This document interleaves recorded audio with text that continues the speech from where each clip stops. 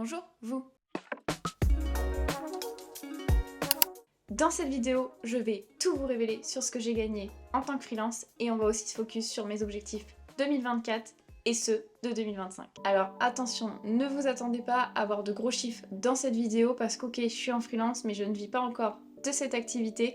C'est ma première année en tant que freelance, donc forcément pour vous peut-être que ça va être dérisoire, mais pour moi ça a déjà été une année extraordinaire, vraiment très challengeante et j'ai rempli un de mes objectifs de 2024 qui était de réaliser un certain nombre de chiffres d'affaires, donc ça c'est beaucoup trop cool. Ok, petit récap pour ceux qui ne me connaissent pas.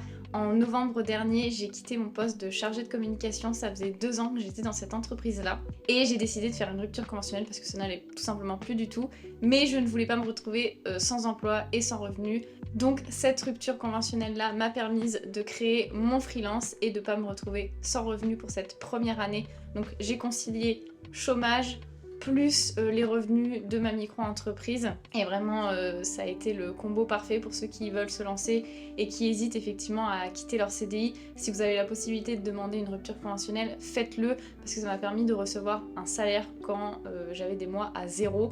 Et ça m'a permis de vivre sur mon chiffre d'affaires les mois où j'ai pu en faire et de ne pas toucher mon chômage et de garder du coup mes jours. Donc finalement, je me suis lancée en novembre et en décembre, j'avais déjà mon tout premier client qui m'a trouvé sur LinkedIn. Donc ça, c'était plutôt cool.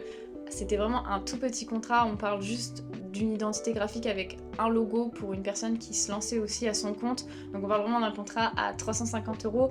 Mais j'étais contente d'avoir mon tout premier client, de proposer aussi mon tout premier logo. Et vraiment, cette prestation s'était passée parfaitement, enfin vraiment le client a été top, j'ai pu l'aiguiller sur la création de son logo et il a été très content par la suite. Donc si jamais, hop, je vous mets le logo juste ici pour que vous puissiez le voir, donc ça s'appelle Encore de toi.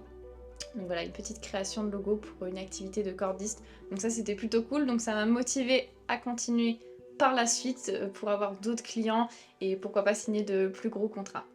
Ensuite, le début de l'année a été plutôt silencieux. On va dire qu'en janvier et en février, je n'ai pas forcément fait de chiffre d'affaires. Je me suis renseignée pour faire des networking. Donc en fait, c'est des lieux où on va rencontrer d'autres professionnels. On fait des tours de table. On a 3 minutes chacun pour se présenter et parler de notre activité, montrer nos projets et échanger nos cartes de visite. Donc ça permet de se faire un réseau, de se faire connaître aussi auprès d'autres personnes, de connaître aussi d'autres personnes pour améliorer son réseau. Donc moi par exemple j'ai rencontré des imprimeries, j'ai rencontré d'autres graphistes et d'autres prestataires qui peuvent m'aider dans mon quotidien de graphiste. En mars j'ai fait un networking justement où j'ai rencontré une personne qui a parlé de moi à une autre personne et c'est comme ça que j'ai eu mon deuxième projet client qui pour le coup n'était pas du tout une création d'identité graphique mais la création d'une vitrine, donc ça va être de la vitrophanie, c'est du stickers en fait sur une vitre. Donc je vais vous mettre quelques photos pour que vous puissiez voir le avant et le après. Donc moi j'ai designé chacune des vitres. J'ai redesigné aussi la Marianne puisque c'est un commissaire de justice. Bien sûr ce n'est pas moi qui ai réalisé la pose de cette vitrine, j'ai des prestataires pour ça. Et le client était super content de cette réalisation là. Et ça a été un petit challenge pour moi puisque c'était la première fois du coup que je faisais ce type de projet là. Ensuite au milieu de l'année, je vous en ai déjà parlé dans mon vlog, dans ma dernière vidéo, j'ai été approchée par un youtubeur, donc Léonard, qui est venu aussi vers moi sur LinkedIn pour son projet de création d'identité graphique pour sa marque de café. Donc en plus c'est trop cool parce que moi je suis de Tours, Léonard est d'Orléans. Donc pour se rencontrer c'était plus simple niveau distance, du coup j'ai fait le trajet jusqu'à Orléans pour le rencontrer et parler de son projet. Donc j'étais hyper contente de pouvoir l'accompagner et de travailler avec lui sur ce projet là. Vraiment je me suis éclatée, surtout qu'il y avait une petite partie on va dire challengeante pour moi puisqu'il y avait aussi une partie packaging. Donc j'ai designé le logo, l'identité graphique de la marque et à côté de ça 2 types de packaging, un packaging sachet et un packaging boîte. Donc à l'heure où je tourne cette vidéo, le projet est déjà sorti. Je vous mettrai en barre d'infos le site internet pour que vous puissiez aller voir un petit peu tout ça. Et pourquoi pas avoir votre retour en commentaire sur ce que vous pensez de cette identité graphique là. Je serais super contente de vous lire, que ce soit positif ou négatif. On alterne avec un petit projet cette fois-ci, une création de logo identité de marque pour une ancienne collègue de travail qui s'est lancée dans la papeterie végétale, Suzanne. Je vous laisserai aussi toutes ces informations en barre d'infos pour que vous puissiez aller la soutenir parce que vraiment elle fait un travail trop cool. Elle fait de la papeterie, donc des cahiers pour suivre l'évolution de ses plantes, des petites to-do list également. Et ensuite, toujours par le bouche à oreille, j'ai réussi à avoir 2 clients, une cliente sur Paris sur lequel je réalise des designs plutôt de maquettage, de documents, de cartes de jeu, etc. Donc c'est plutôt cool. Et j'ai un deuxième client qui est une agence en Belgique où je fais exclusivement de la mise en page InDesign et où je suis payée au document. Donc ça me permet de sortir un peu de la création et d'avoir un client à côté qui me permet d'avoir des revenus, on va dire, plutôt stables. Parce que je sais que tous les 2 mois, je vais avoir quand même un revenu assez important et ça va me permettre de vivre le mois d'après. Donc c'est ce genre de client-là que j'espère avoir en 2025 pour que mon activité perdure. Donc voilà, pour l'année 2024, j'ai dû accompagner en tout 6 ou 7 clients. Donc pour une première année, je trouve que c'est déjà pas mal avec des projets de vitrophanie, d'identité de marque, de packaging, des rencontres aussi parce que j'ai fait beaucoup de networking, donc ça m'a permis d'élargir un petit peu mon réseau et on va dire de planter la petite graine en espérant qu'elle germe en 2025 parce que bon, je trouve qu'il n'y a pas forcément eu beaucoup de résultats pour le temps passé dans les networking. Il faut savoir que c'est sur une matinée entière. Je pense pas en refaire beaucoup l'année prochaine, mais en tout cas ça permet de voir des gens, de sortir, de parler et de voir des personnes dans la même situation que nous, donc ça c'est plutôt cool. Après, je vous le cache pas, cette année ça a aussi été l'année, on va dire, où j'ai pris conscience du statut de freelance et où je me dis que c'est quand même plutôt pas mal quand je repense en CDI où j'étais enfermée 7 à 8 heures dans un bureau alors que là vraiment je suis libre, je peux faire ce que je veux entre guillemets de mes journées et c'est vraiment cette liberté là que j'aime beaucoup, donc je vais essayer de me motiver et de persévérer pour l'année 2025 et essayer de vivre de cette activité là parce que vraiment c'est top quoi. Je prends ma tablette, on va passer aux objectifs de l'année 2024. Est-ce que j'ai réussi à tenir ces objectifs? C'est ce qu'on va voir ensemble.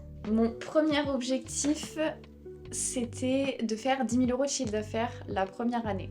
Objectif que j'ai atteint. Je vais vous dire pourquoi. J'ai déclaré à l'URSSAF 9 968 €. Attention de chiffre d'affaires. J'ai donné à l'URSSAF 2 268 € et il me reste du coup en résultat net 7 700 €. J'ai atteint mon objectif parce que du coup je suis à 9 968 mais j'ai un projet client en cours qui normalement devrait être facturé au mois de décembre. C'est pour ça que je ne l'ai pas mis parce que pour l'instant du coup il n'est pas dans mes calculs URSSAF. Donc là j'ai vraiment calculé ce que j'ai donné et aussi au mois de décembre qui est en prévision. Et du coup j'ai calculé ces 7 700 € si je les lisse sur 12 mois. C'est comme si je me versais du coup 641 € de salaire. Sachant qu'à ça effectivement je n'ai pas enlevé les charges. Je paye un abonnement Adobe un petit peu moins cher puisque je l'avais eu au Black Friday, donc environ 35 € je crois. Je paye aussi mon site internet que je dois payer une quinzaine d'euros par mois. Et effectivement, toutes les charges annexes qui sont électricité, le loyer, l'essence pour les déplacements pro, les appareils électroniques que j'ai achetés aussi cette année, comme mon ordinateur que j'ai acheté suite à ma rupture conventionnelle, donc qui m'a coûté un petit peu cher, mais c'est mon outil de travail donc j'en ai besoin. J'ai aussi investi dans cette caméra, donc la DJI Osmo Pocket avec un micro, donc tout ça, ça coûte de l'argent et heureusement du coup que j'ai cette rupture conventionnelle là puisque les mois où j'ai fait 0, ça m'a permis de toucher entre 1100 et 1200 €. Donc c'est quand même une grosse perte par rapport à ce que je gagnais avant, mais ça me permet de vivre et payer mes charges quand je ne fais pas de chiffre d'affaires, donc c'est quand même un point positif. Sachant qu'il me reste encore au moins 1 an de chômage, mais l'objectif c'est que Pôle emploi ne me paye pas et que j'arrive à vivre de ce que je gagne chaque mois. Le deuxième objectif, c'était de terminer mon site internet, parce qu'effectivement c'était quelque chose qui traînait sur la longueur, et on va dire que créer des sites internet c'est pas trop mon domaine, mais j'avais envie vraiment de le faire moi-même. Donc pour ça j'ai un hébergement WordPress, j'ai acheté un concepteur de site si on peut appeler ça comme ça qui s'appelle Avada, qui va permettre d'avoir déjà des blocs préfaits ou en tout cas des choses codées comme rajouter des formulaires, rajouter des carousels pour les photos, rajouter tout un tas d'options. C'est un petit peu l'équivalent d'Elementor, mais du coup j'ai préféré partir sur Avada parce que c'est quelque chose que je connaissais déjà. Et enfin, le site internet a pu être posté et dévoilé au grand jour, donc ça c'est plutôt cool. Mon troisième objectif, c'était aussi de sortir un petit peu de ma zone de confort. Faut savoir que je suis pas forcément quelqu'un de très à l'aise socialement parlant, donc j'ai décidé de faire plusieurs networking, de tester aussi plusieurs groupes de networking, sans citer des gros, enfin il y a Dinabuy, il y a la BNI, etc. C'est des réseaux. Ça m'a pas forcément plu et j'ai pas forcément trop aimé le concept. Du coup, j'ai ma CCI de la Touraine qui réalise des networking assez régulièrement et du coup, j'ai passé le cap de faire des tours de table avec des directeurs, avec des chefs d'entreprise et de défendre mon métier, mes projets et essayer de trouver des clients. Donc je trouve que c'est un bel objectif parce que du coup, j'ai réussi à dépasser cette peur de me dire que je suis une petite entrepreneuse et de ne pas sortir de chez moi. Et là, j'ai réussi effectivement à en faire plusieurs cette année, à faire de belles rencontres, etc. Donc je trouve que c'est un bel objectif aussi de réaliser. Un autre objectif que j'ai atteint, c'est aussi de reprendre mon Instagram, parce qu'il faut savoir que je suis très présente sur LinkedIn, donc ça c'est aussi un objectif que j'ai rempli, hein. Je poste 2 fois par semaine on va dire, donc j'ai réussi à tenir ça sur une année, donc on pourrait cocher ça comme objectif. Mais par contre j'ai totalement délaissé mes autres réseaux sociaux aux dépens de LinkedIn, donc Instagram était complètement foutu. TikTok c'est pareil, YouTube c'était un point que j'avais en tête mais on va en parler un petit peu plus tard. Et pour mon Instagram du coup je me trouvais complètement bloquée, je ne savais pas quel type de contenu faire. Donc là vers l'été ça s'est débloqué, j'ai revu ma palette de couleurs et ça m'a permis de revoir tous mes templates de posts. Et maintenant j'arrive effectivement à faire on va dire 1 à 2 posts par semaine, donc ça je suis hyper contente du résultat en tout cas de mon feed Instagram et je vais essayer d'être un peu plus présente en story. J'ai aussi créé un thread cette année et je trouve que c'est un réseau qui est intéressant pour discuter, échanger quand j'ai des questions. Je suis pas très fan de Twitter de base, enfin X. Et là je trouve que Thread, vu que c'est rattaché à Instagram, il y a un point positif pour moi parce que du coup j'adore ce réseau social qui est Instagram. Et là ça me permet de connecter les deux, donc de montrer graphiquement ce que je fais sur Instagram et de poser des questions et d'échanger avec ma communauté TikTok. Alors ça du coup c'est un objectif que je n'ai pas rempli. J'avais fait un calendrier de l'Avent l'année dernière où je postais un logo par jour au mois de décembre. J'avais réussi à atteindre 1200 abonnés à peu près et je n'ai presque pas refait de vidéo depuis. Je pense qu'il y a un créneau à prendre sur TikTok, mais il faudrait vraiment que je me lance sur la stratégie et sur faire des vidéos. Mais c'est long, très long, et il faut poster tout le temps pour avoir du résultat. Donc je pense que je préfère me concentrer sur YouTube, du coup qui est mon dernier objectif, c'était de me lancer sur cette plateforme parce que je suis d'autres collègues graphistes et je trouvais ça hyper intéressant de regarder l'envers du décor, les projets qu'ils faisaient. Ça me motive moi aussi de mon côté à me bouger les fesses entre guillemets. Et je me dis du coup que moi ça me permet aussi de documenter ce que je fais et pourquoi pas avoir une trace et un souvenir plus tard de tout ce que j'ai pu faire et voir mon évolution. Donc c'est trop cool parce que au mois de décembre j'ai déjà posté 3 vidéos, donc ça fera 4 avec celle-ci. Bien sûr il y a d'autres objectifs qui restent malheureusement en suspens. Par exemple, j'aurais aimé lancer une newsletter, mais c'est quelque chose qui prend aussi du temps. Il faut avoir les sujets, il faut avoir quand même du contenu à faire et à proposer. Me lancer du coup sur TikTok, donc ça fait déjà 2 gros objectifs. Et j'aimerais bien aussi, comme objectif personnel, c'est de remettre un petit peu d'argent de côté parce qu'on va pas se mentir, cette première année, j'ai pas mal tiré dans mes économies pour pouvoir vivre. Donc du coup, ça serait de remettre un petit peu d'argent de côté et arrêter de dépenser, on va dire, inutilement. Donc voilà, pour tous mes objectifs de cette année 2024 et j'espère que les vôtres ont été aussi réalisés ou en tout cas que vous êtes en train de les réaliser. Du coup, qui dit nouvelle année, dit forcément vision board. J'adore en faire un, ça me permet toute l'année de garder en tête mes objectifs à réaliser. Donc du coup, on va le refaire ensemble. Ça mélange un petit peu pro et perso. Alors, qu'est-ce qu'on avait l'année dernière dans ce beau vision board? Il y a être fier de soi pour du coup Light Studio et je pense que j'ai fait un beau parcours déjà pour ma première année. Donc ça c'était hyper cool. Plus de challenge. Trouver des clients, démarcher, faire de la vitrophanie, faire du packaging, travailler avec des entreprises. Je pense que là, niveau challenge, c'est réussi. Par exemple, on avait sport. Bon, ça, on va pas trop en parler, je pense. J'avais aussi ma convention Outlander, une série que j'adore, auquel j'ai participé en avril de cette année. Donc il y avait une convention, j'ai rencontré des acteurs, c'était hyper cool. Faire des défilés, des shootings photos, c'est une partie perso que j'ai sur mon autre compte où je réalise effectivement des shootings, où je fais des défilés en tant que modèle photo. Et trouver des clients, et j'en ai trouvé. Donc on va dire que ce vision board était plutôt intéressant à faire et j'ai rempli pas mal de choses. Et voilà pour le nouveau vision board, on affiche tout ça pour que tout se réalise en 2025.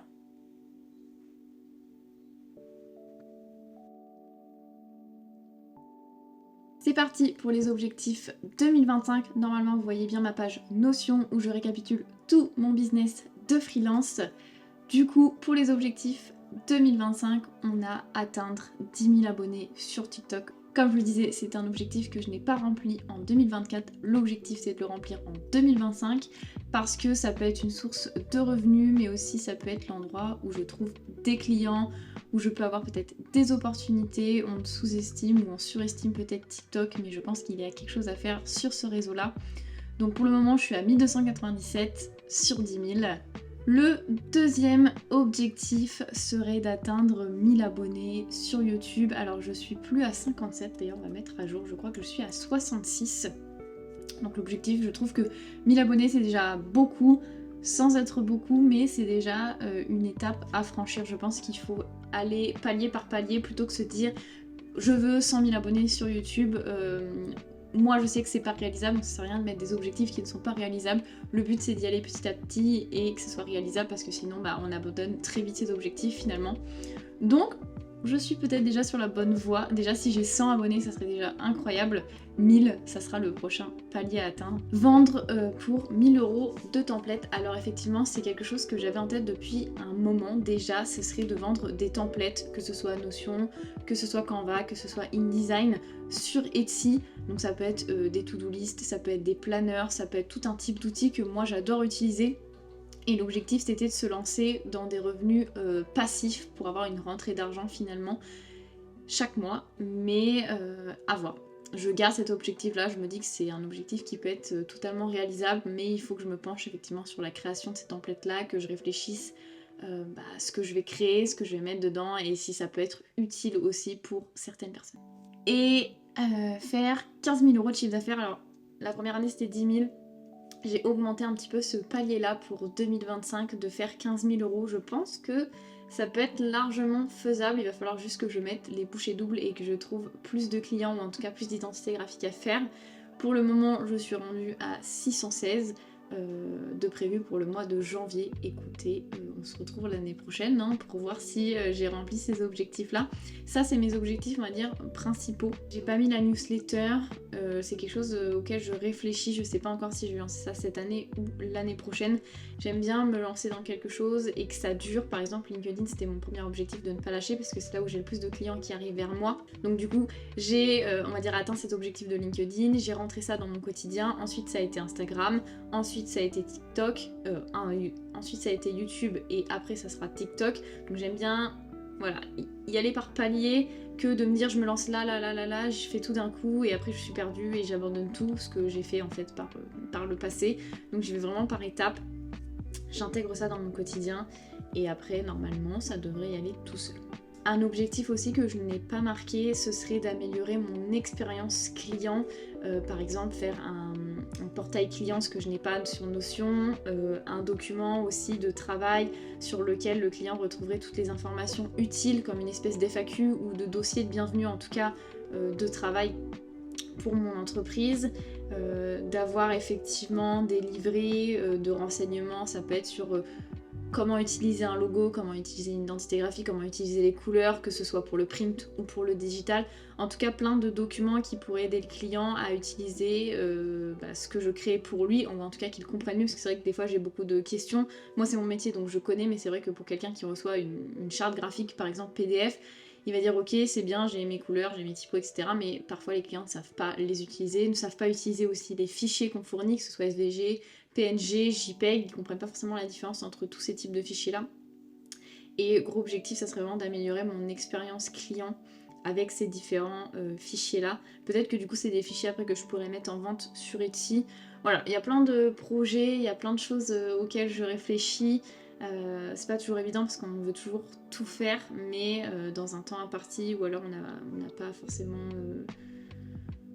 le temps, l'envie, l'argent, enfin il y a beaucoup de choses qui rentrent en compte et ça peut être difficile parfois de s'y retrouver dans son business. Donc la première année c'était un peu une année test, la deuxième année ça va peut-être être une année test, on va dire deuxième année test, et puis après peut-être que la troisième année ça sera la bonne année où je serai enfin lancée.